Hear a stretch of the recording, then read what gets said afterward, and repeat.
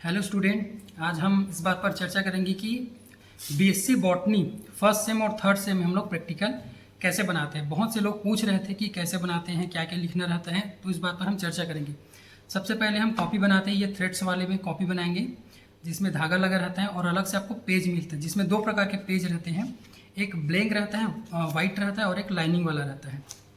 तो first page में हम लोग लिखते हैं आपका इंडेक्स लिखेंगे। इंडेक्स में रहेगा आपका serial number, description of experiment, date of experiment और date of submission and sign, ये सब हम लोग लिखते हैं। उसके बाद जैसे फर्स्ट में हम एक्सपेरिमेंट से पहले लिखते हैं हम लोग डिसेंडिंग माइक्रोस्कोप के बारे में। तो यहाँ हम लोग डिसेंडिंग माइक्रोस्कोप के पार्ट्स के बारे में लिखेंगे और उसके जस्ट सामने जो वाइट वाला पेज है उसमें हम लोग डायग्राम बनाते हैं। और डायग्राम में हम लोग पूरा लेबलिंग करते हैं, लेंस कौन सा है उसका, वर्टिकल लिंक कौन सा है, क्लिप कौन सा है, सब के बारे में लिखते हैं।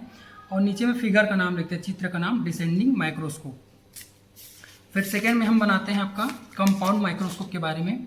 तो कंपाउंड माइक्रोस्कोप के बारे में यहाँ पर लिखते हैं और यहाँ पर उसका डायग्राम बनाते हैं और नीचे में फिगर का नाम लिखते हैं कंपाउंड माइक्रोस्कोप। और सबका लेबलिंग करना जरूरी है। कभी भी प्रैक्टिकल कॉपी में हम लोग प्रिंट आउट निकाल के नहीं चिपकाते, बल्कि क्या करते हैं हम लोग ड्रॉ करते हैं, पेंसिल से कर सकते हैं या फिर पेन का यूज़ कर सकते हैं।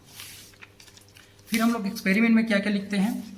एक्सपेरिमेंट में हम लोग लिखते हैं, जैसे कि ये बीएससी फर्स्ट सेम का है, तो बीएससी फर्स्ट सेम में क्या करेंगे, सबसे पहले एक्सपेरिमेंट नंबर फर्स्ट लिखेंगे। उसके बाद लिखेंगे एक्सपेरिमेंट का ऑब्जेक्ट क्या है, उसका आवश्यक सामग्री, रिक्वायरमेंट मटेरियल क्या है। फिर उसका प्रोसीजर लिखेंगे और जस्ट सामने में उसका हम लोग डायग्राम बनाएंगे। डायग्राम को लेबलिंग करेंगे और नीचे में चित्र का नाम या फिगर का नाम लिखेंगे वाइट वाले पेज में।